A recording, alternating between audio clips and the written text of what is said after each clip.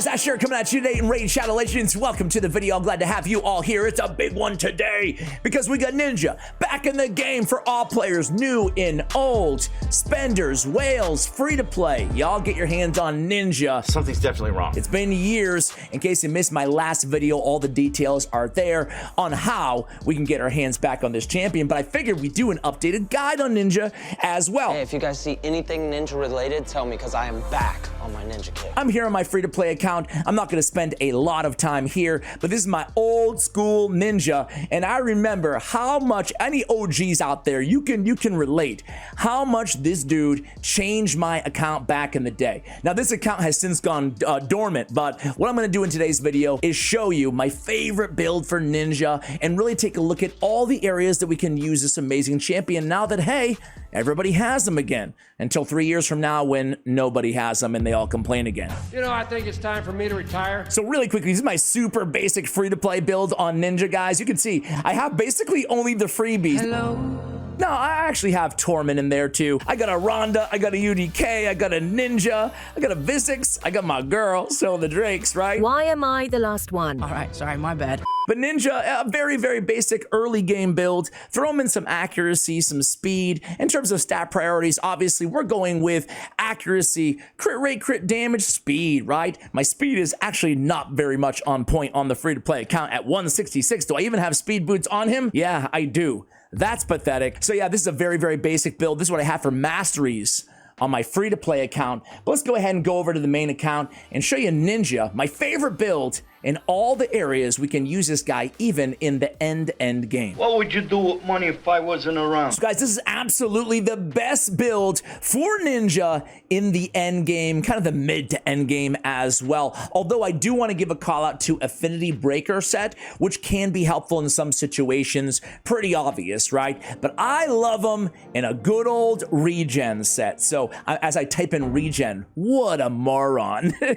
You ever do that? You ever say something and type it when you didn't want to? So here's Ninja in the regen and the immortal set.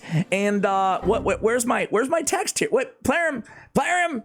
There's a glitch in the matrix. My life is none of your business. I live it my way and I like it. So guys, as I show you the gear really quickly, let's talk about the stat priorities. That's what really matters here, right? Now, this is kind of end game content, and obviously it can scale depending on where you are in the game. So resistance, we want on 350 to resist Doom Tower hard bosses. We need 500 resistance for mischief tanking if you don't have that AoE veil for your team, right? You can be a great mischief tank, obviously, for that reason.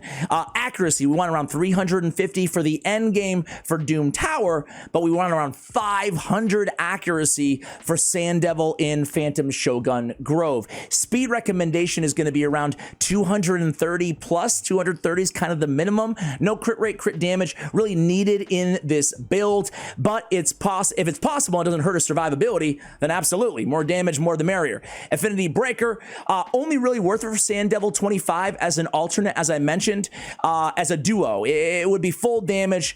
It would be a full damage build, so he dies as soon as possible to make the runs faster, and 500 accuracy is needed to land his burns. So these are the total stats we're going to be working with in today's video. Obviously, HP for some survivability to really activate that regeneration in the immortal set. Masteries. Well, most useful tier 6 mastery is going to be War Master on our guy Ninja. Really helpful for boss fights, obviously. If this build is difficult to reach, then you can skip the offensive tree, go down defense, and just pick up more resist with Unshakable. Is a totally fine option. Things might take a little bit longer, but they're still going to work, still going to get the job done, right? Blessings. I love Brimstone. Brimstone is a no-brainer for me on Ninja. Again, speed up your runs vis-a-vis more damage. My man has the accuracy anyway. Let's go ahead and take him into battle, guys. What do you say? First off, Sorath the Frost Spider. Ninja frickin' decimates. What's going on my shoulder over here? First off, let's talk about all the areas that Ninja slays inside this game now that you've got your hands on him, guys. Sorath the Frost Spider. He destroys this boss. I'm not going to show you the wave content here. I have my guy Magnar in here. I also have Lydia to prevent the revival, which is fantastic. But as long as the spider is under the burn, you're gonna be okay either way. I'm not gonna bore you guys with all the wave content. I'll come back at you guys towards the end of the spider. Stay tuned because we do have Shogun, Sand Devil, Hydra. Gonna show it all to you guys. Be right back. All right, guys. So just a little bit of the beginning of the action here on the Frost Spider. It's incredible, man. Ninja's the man. He also has decreased defense on his A1. We haven't even gone over his kit here. I just went right into battle with this dude for you guys.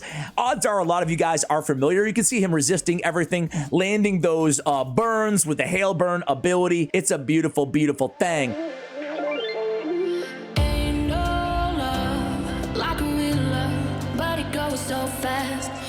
He goes Scion Slash. I think it's an important point to illustrate for you guys that his A3 is the AoE freeze ability, right? The ninja brings to the table. You don't want to shut that ability off, even against bosses, because it does reduce the cooldown of the Hail Burn, which is his boss killing ability on the A2. As a matter of fact, here, as we round out the Frost Spider, let's two birds, one stone it, and take a quick look at his kit and his multipliers. So HellHades.com gives him a 4.5 out of 5. One of the best champs out there in the game. Look at his rating against these key areas. Clan Boss 5 out of 5, Hydra 5 out of 5, Amos 4.5, Doom Tower 4.5 against Waves, Iron Twins 5, Sand Devil 5, Shogun Folk. Blah! This guy kills everything in this damn game. Ice Golem, Dragon Hard, you name it, dude. Celestial Griffin, Eternal Dragon, Frost Spider, Dark Fae. My favorite Dark Fae because you can lead off with the A3 ability, freeze the mirror of your champions, and then kill Dark Fae with Ninja as well. He's a decreased defense on his A1 with a turn meter fill when used against bosses. Do have to be careful of this ability against the clan boss, though. He's almost done with the Frost Spider already. I gotta be quick here, guys. He has a 3.7 attack multiplier on his A1 ability. That's actually not too bad there, right? Again, as I mentioned, though, against clan boss, if you're using him on a speed tune team, just be careful with the turn meter fill on that A1. 3 times at random with the 2 multiplier. This is 3 times each hit, 100% chance to win, but to place an HP burn for 3 turns. Perfect Veil on this champion. Instantly activate HP burns against bosses, including the ones placed by this skill. All right, are you done? Oh, he's already done against the final boss, Doom Tower Hard. There we go. Just a cool, clean 33 milli. No big deal. Let's end off with a Scion Slash is an AoE. It is a when targeting a boss, will only attack the boss. Attack the boss, not all enemies. Ignore 50% of the target's defense. Will also decrease the cooldown of the Hail Burn skill by 1 turn, which we mentioned. So this is a perfect ability to really optimize whether you're going against wave content with the AoE freeze, the crowd control. You can use them in the arena as well. I use them in the arena on my free-to-play that I illustrated at the top of this video, or against bosses. He is the boss killer. Then we have Escalation. Increases attack by 10% up to 100%. Crit damage up to 25%. Each time a single enemy is hit by all 3 of Ninja's active skills in a single round. Another reason you never want to turn off any abilities on Ninja. It can occur multiple times against the same enemy. When fighting bosses, it goes 20% up to 100, crit damage 10 up to 25 instead. Whoa, what a beast. He made that final boss look like absolute child's play. We already talked about Dark Fae. Now, 3 other Doom Tower bosses that I personally use Ninja. I cannot demonstrate for you guys, but I'm sure the content's out there on YouTube. You can use the same exact build against the Eternal Dragon, the Celestial Griffin, and as I mentioned, the Dark Fae, probably the most important Doom Tower boss to farm inside the entire game. Let's take a trip over to the Sand Devils Necropolis. You know this team, right? This is a team that I couldn't really talk about. The Godseeker and Neri and Ninja team. I couldn't talk about, I'll show you Godseeker, the team set up really quickly, and as well as Godseeker's build. I couldn't talk about this team for years. Why? Because no one had Ninja. I would only get complaints in the comments. But guess what? I can talk about it again, guys. Look at how fast Ninja bleeds through the Shogun as well as the Sand Devil. It's insane, especially since the big nerf to the bosses as well. So Godseeker just keeps reviving Ninja. He keeps going in with the Hail Burn ability, Scion Slash, ignore a little bit defense. Most importantly, get that cooldown down on the Hail Burn. There he goes, guys. I'll come back at you at the end. All right, guys. Oh, boom. There he goes.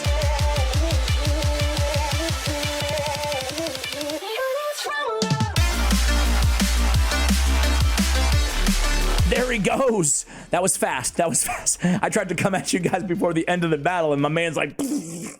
Stop exaggerating. You're not even looking. All right, here we go, guys. Let's go into Phantom Shogun Grove really quickly here. Man, this guy, he just does it all. Anywhere you need a burn, Ninja, he destroys. A little bit more of a pay-to-win team, to be fair, here against the Shogun. Not gonna lie to you guys, but still, I mean, he's insane. Maybe not as insane as Newt against this particular boss, but still, he's gonna get that final blow. There he goes, Hailbird.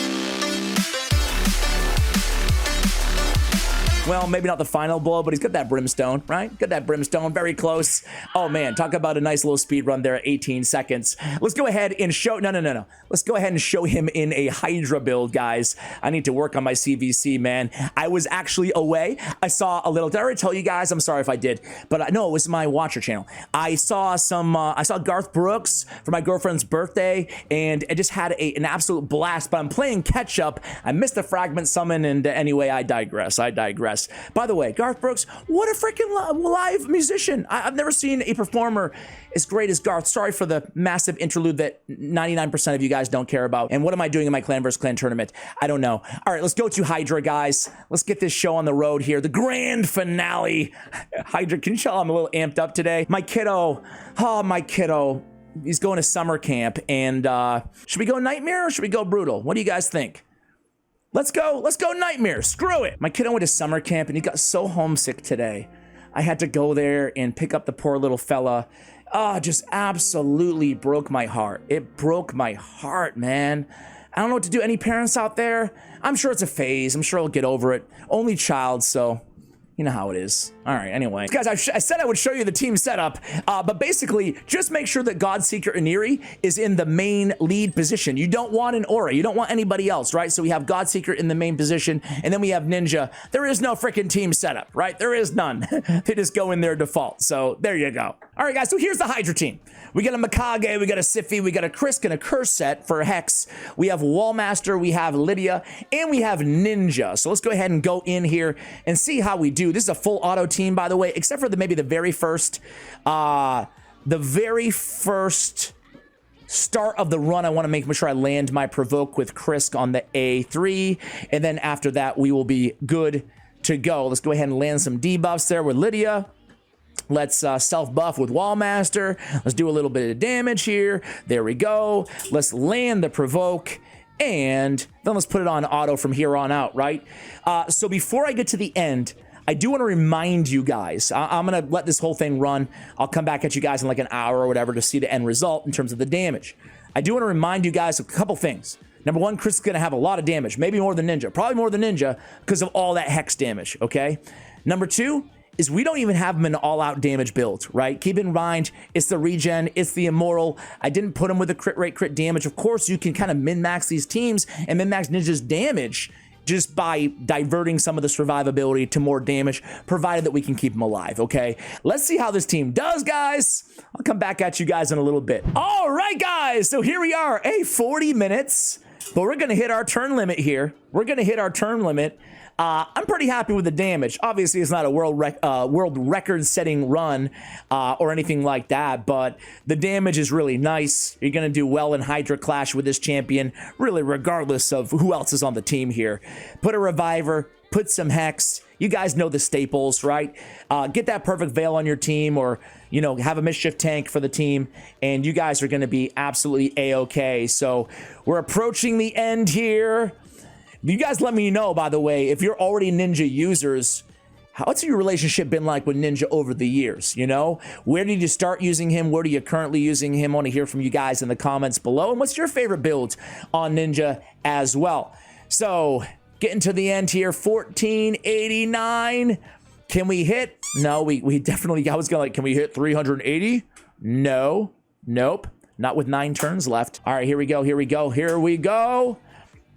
And Ninja, man, that escalation really does help his damage ramp up over time, these longer battles, right? All right, a couple more turns, and here we go, 1,500. There it is, 378 million.